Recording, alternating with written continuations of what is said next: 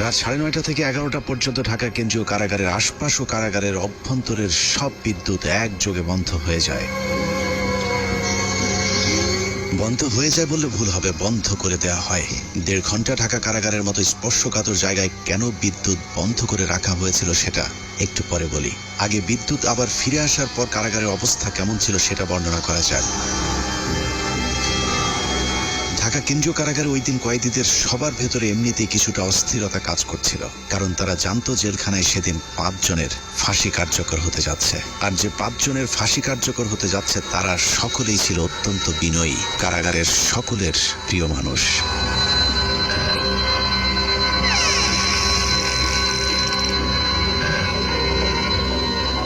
রাত 12:01 colonel Faruk Rahman, major AK Mohiuddin Ahmed artillery, Mohiuddin lancer ও সুলতান শাহরিয়ার রশিদ খানকে ফাঁসিতে ঝুলিয়ে হত্যা করা হয়। 4 জনকে ফাঁসি দেওয়া হলেও লাশের সংখ্যা ছিল মোট 5টি। ফাঁসি কার্যকরের পরদিন যথারীতি 5টি লাশ পাঠানো হয় যার যার গ্রামের বাড়িতে, কিন্তু একটি লাশের ক্ষেত্রে বিশেষ নিরাপত্তা ব্যবস্থা রাখা হয়েছিল, আর সেটাই হলো চুয়াডাঙ্গার সূর্য সন্তান মেজর বজলুল হুদার। মেজর বজলুল হুদার বাড়ি চুয়াডাঙ্গার হাটবোয়ালিয়া গ্রামে সেদিন র্যাব পুলিশের উপস্থিতি দেখে মনে হয়েছে আইন শৃঙ্খলা বাহিনী বোধহয় চুয়াডাঙ্গাবাসীর বিরুদ্ধে যুদ্ধের প্রস্তুতি নিচ্ছে। যুদ্ধের এই আয়োজন ছিল মূলত মেজর বজলুল হুদার মরদেহ যেন কেউ দেখতে না পারে সেটা নিশ্চিত করা। লাশ কেন দেখতে দেওয়া যাবে না সেটা জানতে আমরা হাটবোয়ালিয়া গ্রামের মানুষের বক্তব্য শুনতে চেয়েছিলাম। বজলুল ভাইয়ের লাশ আসার সময় আমি আমার পটে যাবো, এর মধ্যে পুলিশের টহল, শুধু টহল পুলিশে যায়, যার মোটিভে আমার ভাই আসা যায় না। তারপরে কিছুক্ষণ পরে শুনলাম ভাইয়ের লাশ আসছে ভোরের দিকে। প্রশাসনের লোক ছিল, ওনার লাশটা প্রথমে হাটবোয়ালে কেন্দ্রে হয়, প্রচুর লোক। এই অবস্থায় বাড়ির ভেতরে ঢুকতে দিয়েছিল না।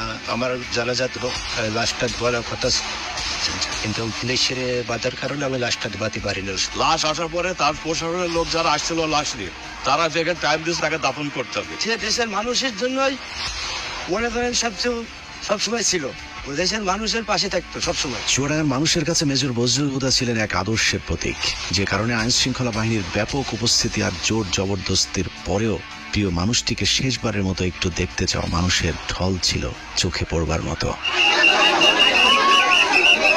আইন শৃঙ্খলা বাহিনীর নির্দেশনা ছিল 5 মিনিটের মধ্যে মেজর বজলুল হুদাকে দাফন করতে হবে, কিন্তু জনরোষের মুখে আইন শৃঙ্খলা বাহিনী পিছু হাঁটতে বাধ্য হয়। প্রিয় মুখটাকে গোসল না দিয়ে কিছুতেই চুয়াডাঙ্গার মানুষ তার দাফন করাতে চাননি।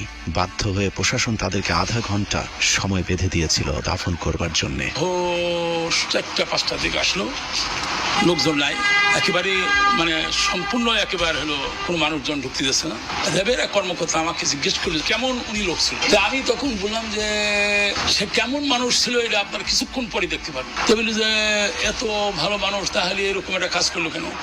তা বলছি যে কাজ করলে এই কারণে, সে তো নিজের জন্য করে না, সে তো দেশের জন্য করেছে। যারা 15ই আগস্টে ছিল তারা সবই মুক্তিযোদ্ধা, কেউ কোনো পাকিস্তানি ফেরত আসবি না, সব মুক্তিযোদ্ধা। তারপরে লাশ আসলো, এত পরিমাণ লোক সরকারের নিয়ন্ত্রণে, সে লাশ এই এলাকার জনসাধারণ ছিনিয়ে নিল, এবং এত পরিমাণ লোক হয়েছে যেটা নজিরবিহীন একটা ঘটনা। পুলিশের আন্ডারে থাকবে না, আমরা আমাদের লাশ আমরা হলো আমাদের আন্ডারে হবে, দাফন হবে। পুলিশের আন্ডারে রাখতে চেয়েছিল, পুলিশের আন্ডারে তো না, সেগুলো পুলিশের আন্ডারে তো স্বাভাবিক নিয়ম হিসেবে আমরা হলো সরকারি কাজ আমরা দাফন করি। আমরা বললাম যে না, দাফন ওইভাবে না, আমাদের পারিবারিকভাবে বা এলাকার মানুষের হলো দাফন হবে তার জন্য। অতএব তারা তখন হলো দিতে বাধ্য হয়েছে। হাজার হাজার মানুষ চলে এসেছে মেজর বজলুল হুদাকে এক নজর দেখার জন্য। হাটবোয়ালিয়া বাজারে এত মানুষ এর আগে হয়তো কখনো কেউ দেখেনি। গোসলের অনুমতি দিচ্ছিল না। এই সময় আলমডাঙ্গা থানার যিনি ওসি ছিলেন, উনি খুবই খারাপ আচরণ করছিলেন। আমাদের তারা হুমকি দিচ্ছে, হ্যাঁ ত্যান পুলিশ আইসে আমাদের বলছে না, লাশ তাড়াতাড়ি বাড়ি। আর প্রশাসন খুব তাড়াতাড়ি করে চাপ দেয়, ধোয়া টোয়া এগুলা বাদ দিয়ে, গোসল টোসল বাদ দিয়ে দাফন করতে হবে এমন পুলিশের নির্দেশ ছিল, এবং সাথে ঢাকার থেকে টিমও আসছিল। ওই সময় প্রশাসনের ভূমিকা কেমন? প্রশাসন প্রথমে মায়ের মুখে অবস্থায় ছিল, যখন সাধারণ মানুষ পাবলিক বললো যে ঠিক আছে আমরা লাশ না দেখে আমরা দাফন করবো না, তখন লক্ষ লক্ষ মানে সাধারণ মানুষ চারিদিক থেকে আসার পরে তাদের চাপের কারণে তখন লাশ আমাদের কাছে দিতে বাধ্য হয়েছে। এই সময়ের মধ্যে অসংখ্য মানুষ মেজর বজলুল হুদাকে শেষবারের মতো একটু দেখতে ছুটে যান তার গ্রামের বাড়ি হাটবোয়ালিয়াতে।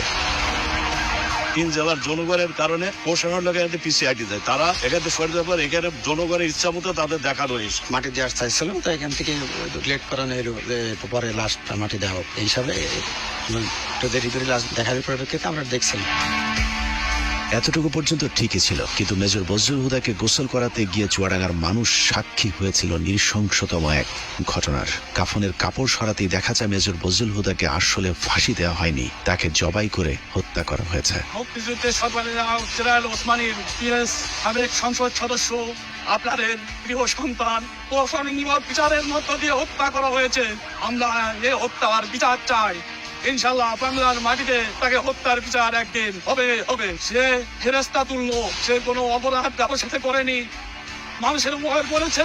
গলার কাপড় খুলে দেখেছে এখান থেকে এত দূর, মানে তুইরা কিনছি না, একদম পুরো মানে ছুরি চালালে যেভাবে হয়, কষাইরা যেভাবে ছুরি চালালে যেভাবে কাটেন ওইভাবে কাটা, সুতা 3-4 পর্ব করে সেটা দিয়ে সেলাই করা, হাতে পায়ে কোথাও কোনো আঘাতের চিহ্ন নাই। এটা জবাই করা, এটা তার ফাঁসি না, কোনো রক গাটা নাই, কিছু নাই। গলায় ছিল একটা টেপটা সরিয়ে দেখলাম হাতটা ঢুকে গেল, পট সুতো কালো সুতো দেয় তার সেলাই করা অনেক দূরে দূরে, রক্ত টপ টপ টপে পটকিয়ে আসো। তলা কাটা ছিল, এটা আমরা দেখেছি। হালকা দাঁত থাকে, গলা তো কাটা গলা সেলাই থাকে না। কবরস্থানে যখন মাটি দিছে তখনও কাপনের রক্তে ভিজে গেছে। ফাঁসি দেওয়ার নামে তাকে জবাই করা হয়েছে। লাশটা কি আপনি দেখছিলেন? জি জি, আমি লাশটা দেখেছি, চোখকে দেখেছি। লাশ ওনার গলাটা কাটা ছিল এবং সেইখান থেকে অনবরত রক্তক্ষরণ হচ্ছিল। লাশটা কেমন দেখছিলেন বলেন? লাশটা দেখছি যে এটা তো লাশ জেল কোড অনুযায়ী সেরকম তো হলো জবাই করা হয় না, কিন্তু পুরাপুরি জবাই করেছে। সে হলো একটা হত্যাকাণ্ড, পুরা রক্ত বাড়াচ্ছে। কেমন ছিল এটা একটু? একেবারে সম্পূর্ণ গলা কেটে রক্ত বাড়াচ্ছে, তখন পর্যন্ত যখন আসে তখন পর্যন্ত রক্ত বাড়াচ্ছে। গলা কাটার পরে ওখানে সেলাই টেলাই দেওয়া এরকম কিছু দাগ? না, সেলাই কাটার পরে তারপরে হলো সেলাই দিচ্ছে। কফিন খোলার পরে আমরা তখন দেখি যে তার মুখ এবং সবকিছু রক্তে ভেজা। ফাঁসি দেওয়া লাশ তো মানে রক্ত থাকার কথা না। তারপর যখন গোসল করানোর জন্য নেওয়া হয়, দেখি যে গলার এখান থেকে এ পর্যন্ত কাটা এবং মোটা সুতা দিয়ে সেলাই করা। ধোয়ানোর পরেও যখন খাটিয়ে করে লাশ নিচ্ছি তখনও রক্ত কিন্তু তাজা রক্ত টপ টপ পড়ছে। ভিডিওর সময় কি কি কি দেখেছিলেন একটু বলেন তো? ভিডিও করার সময় দেখছিলাম এই সাইডে একটা বড় আকার একটা দাগ দেখছিলাম।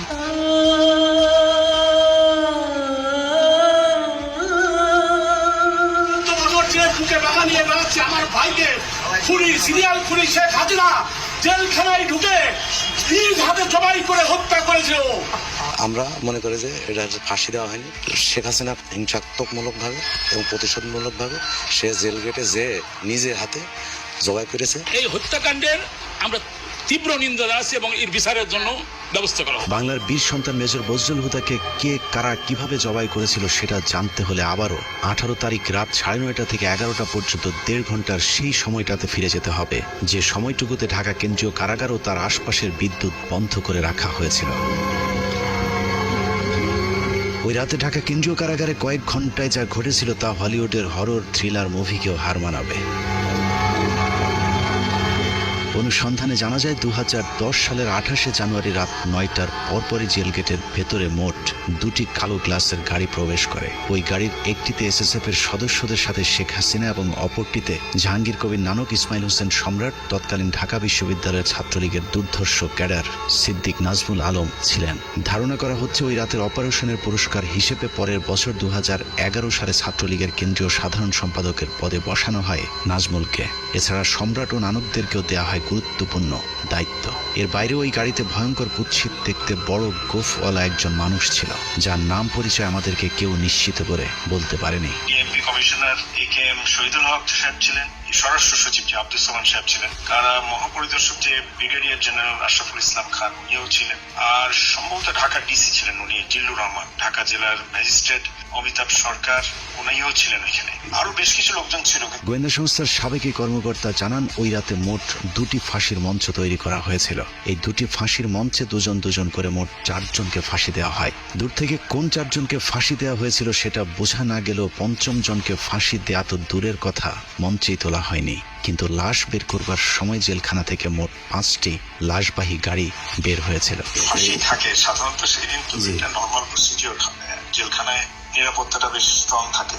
সেই দিনও যেটা আমাদের বেশ আলোচিত হয় জেলখানায়, ওই ফাঁসির মঞ্চের কাছে যে 4টা লাশ গাড়িতে উঠানো হয়, কিন্তু আরেকটা লাশ ঠিক প্রশাসনিক ভবনের ওখান থেকে নিয়ে গাড়িতে উঠানো হয়। এই ব্যাপারটা একটু অস্বাভাবিক। একই জায়গায় ছিল না? না, এটা তো আসলে চারটা যেটা লাশ প্রথমে উঠানো হলো এটা তো ফাঁসি মঞ্চের কাছাকাছি, যেটা ন্যাচারাল। ওখানে ফাঁসির পরে ওখান থেকে লাশটা গাড়িতে উঠানো হয়, কিন্তু আরেকটা লাশ যেটা প্রশাসনিক ভবন থেকে বের করা হয়, এটাই হলো, এটার একটা ডিস্টেন্সের ব্যাপার আছে যে এখান থেকে কেন লাশ আসবে এবং কেনই বা এটা গাড়িতে উঠানো, এটাই হলো প্রশ্ন। এই ব্যাপারটা নিয়ে পরের দিন বেশ আলাপ আলোচনা হয় জেলখানার ভিতরেও। ব্যাপারটা একটু অস্বাভাবিক। রাতে শেখ হাসিনার সাথে জেলখানার ভেতরে প্রবেশ করা খুনিরা সোজা চলে যায় প্রশাসনিক ভবনে, আর শেখ হাসিনা পুলিশ, র্যাব এবং স্বরাষ্ট্র মন্ত্রণালয়ের কর্মকর্তাদের সাথে দাঁড়িয়ে থেকে 4 জনের ফাঁসি নিজে প্রত্যক্ষ করেন।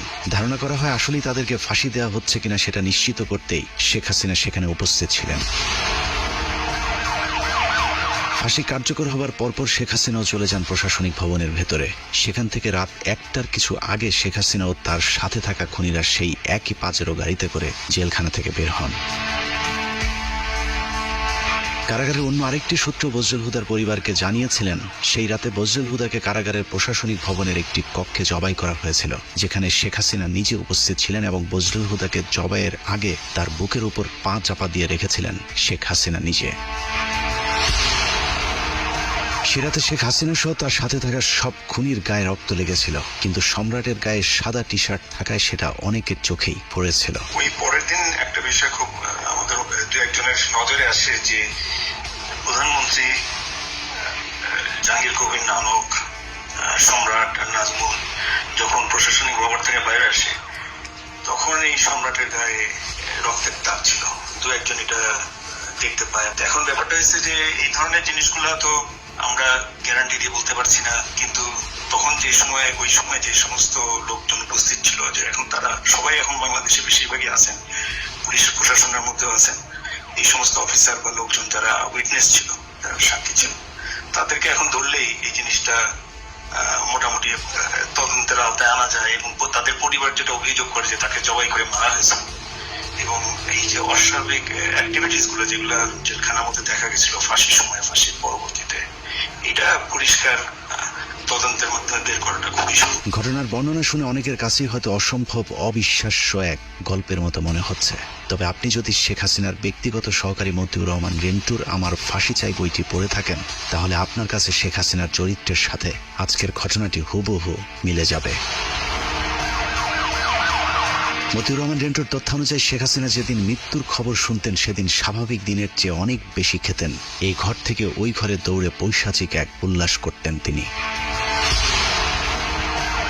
জাহানারা ইমাম যেদিন মারা যায় সেদিন শেখ হাসিনা বিছানার উপরে উঠে 2 হাত দিয়ে কাপড়ের 2 মাথা ধরে নাচছিলেন, কারণ তিনি জাহানারা ইমামকে তার প্রতিদ্বন্দ্বী মনে করতেন।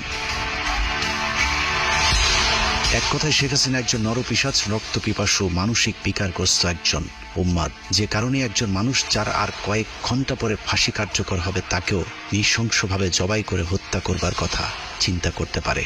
একটু চোখ বন্ধ করে ভেবে দেখুন কত নৃশংস নরপিশাচের হাত থেকে আল্লাহ আমাদেরকে বাঁচিয়ে দিয়েছেন। যাই হোক, 15 আগস্টের বীর মুক্তিযোদ্ধা মেজর বজলুল হুদাদেরকে আমরা সম্মান দিতে পারিনি, যে কারণে আজ আবারও শেখ মুজিবের প্রেতাত্মা আমাদের উপর চেপে বসেছিল।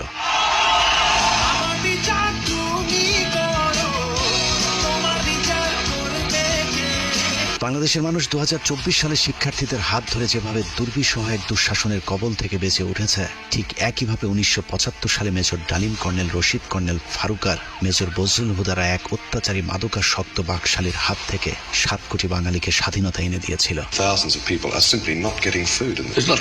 শেখ হাসিনার দুঃশাসন আমরা চোখে দেখেছি, কিন্তু শেখ মুজিবেরটা আমাদের থেকে আড়াল করে রাখা হয়েছে বলেই আমাদেরকে এখনো তাকে বিতর্কের ঊর্ধ্বে রাখার কথা শুনতে হয়। কিন্তু বাস্তবে শেখ মুজিব তার পরিবার আর দলের লোকজন ছাড়া অন্য সবাইকে তার কৃতদাসে পরিণত করেছিল। শেখ মুজিবের সময় কতটা অরাজক পরিস্থিতি ছিল তা মেজর বজলুল হুদার উইকিপিডিয়ার কয়েকটি লাইন পড়লেই পরিষ্কার হয়ে যাবে। মেজর বজলুল হুদা মেজর ডালিম আর তার স্ত্রী একটি বিয়ের অনুষ্ঠানে গিয়েছিলেন। সেখানে শেখ কামাল আর তার বখাটে বন্ধুরাও উপস্থিত ছিলেন। এদের মধ্যে সবচেয়ে উচ্ছৃঙ্খল ছিল গাজী গোলাম মোস্তফার ছেলে। কাজী গোলাম মোস্তফা ছিলেন শেখ মুজিবের সবচেয়ে আস্থাভাজন এবং ঢাকা মহানগর আওয়ামী লীগের সভাপতি। অত্যন্ত অসৎ প্রকৃতির এই লোকটিকে শেখ মুজিব রেড ক্রিসেন্টের চেয়ারম্যানের পদেও বসিয়েছিলেন, যিনি গরিব মানুষের চাল, তেল, কম্বল চুরি করে শেখ মুজিবের সাথে ভাগাভাগি করতেন। ক্ষমতার দাপটে বিয়ের অনুষ্ঠানে আসা মেজর ডালিমের স্ত্রীকে অসম্মান করার সাহস দেখিয়েছিল শেখ কামালের বন্ধুরা। এ সময় মেজর ডালিম ও বজলুল হুদার সাথে শেখ কামাল বাহিনীর ধস্তাধস্তির এক পর্যায়ে তারা মেজর ডালিম ও তার স্ত্রীকে তুলে নিয়ে যায়। তাদের খোঁজে একদল সেনাবাহিনী গোলাম মোস্তফার বাসায় অভিযান চালালে শেখ মুজিব তার পুত্র শেখ কামালের পখাটে বাহিনীর কোনো বিচার না করে উল্টো মেজর ডালিম ও বজলুল হুদার সেনাবাহিনী থেকে কমিশন বাতিল করে দেন। এভাবেই পুরো দেশটাকে বর্তমান শেখ হাসিনার মতোই পারিবারিক সম্পত্তিতে পরিণত করেছিলেন Sheikh Mujibur Rahman. Sheikh Mujibur Rahman did not deal with the political movement in a democratic way. He was virtually controlling the public, but he could not face the criticism. Mujib ক্ষমতায় টিকে থাকার জন্য হাজার হাজার রাজনৈতিক কর্মীকে হত্যা করে, আর রক্ষী বাহিনীকে দিয়ে উনি উনার রাষ্ট্র ক্ষমতা টিকিয়ে রাখা দলের শাসন কায়েম করার চেষ্টা করলেন। এসব কারণেই 2024 সালের মতো 1975-এর 15ই আগস্টে বাংলাদেশ সেনাবাহিনীর পাশাপাশি ছাত্র, শিক্ষক, পুলিশ সহ সর্বস্তরের মানুষ আনন্দ উল্লাস করেছিলেন। This is how Dhaka looks today. The same tanks on the streets, soldiers still on guard, and yet it is almost as if nothing had happened. There was no rioting, almost no reaction to Sheikh Mujib's murder. Sheikh হাসিনাকে যেভাবে কুকুরের মতো পালিয়ে যেতে হয়েছে, কেউ তার রক্ষায় এগিয়ে আসেনি। ঠিক একইভাবে শেখ মুজিবের লাশ ধানমন্ডি 32 নম্বরে পড়েছিল, কেউ শেখ মুজিবকে একটু দেখতেও আসেনি। কেউ কোনো পদক্ষেপ নিল না, ওই লাশ পড়ে থাকলো 32 নম্বরে। কেন? এত বড় সংগঠন, এত নেতা কোথায় ছিল? জানা যায় লোকজন ডেকে পাওয়া যায়নি। 570 সাবানা রিলিফের কাপড়ে দাফন করা হয়েছিল বাকশাল মুজিবকে। আবার কি এক টুকরো কাফনের কাপড়ও নিয়ে যাননি, কাপড়ের পাট ছিঁড়ে তারপর সেই কাফন দেওয়া হয়েছিল। অন্যদিকে মেজর বজলুল হুদাদের জানা যায় পুলিশ দিয়েও মানুষের বাঁধ ভাঙা জোয়ার আটকে রাখা যায়নি। মানুষের চাপে আধা ঘন্টার মধ্যে দুবার জানাজার নামাজ পড়ানো হয়েছিল। ওখানে যারা জানাজায় অংশগ্রহণ করতে পারেনি, দ্বিতীয় জানাজায় নগরগড়া ঈদগাহ মাঠে লক্ষ লক্ষ জনগণ সবাই লাইন ধরে দেখছে, দেখার পরে এখানে তাকে দাফন করা হয়েছে। মেজর ডালিম হুদাদের জন্ম আছে, মৃত্যু নেই। মরণের মধ্য দিয়ে তারা অমর হয়ে আজীবন বেঁচে থাকবে এদেশের মানুষের হৃদয়ে। শেষ করতে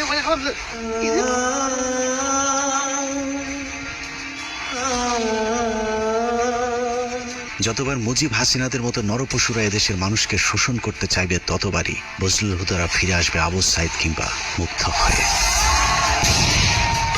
আমরা তোমাদের ভুলব না। আল্লাহ হাফেজ।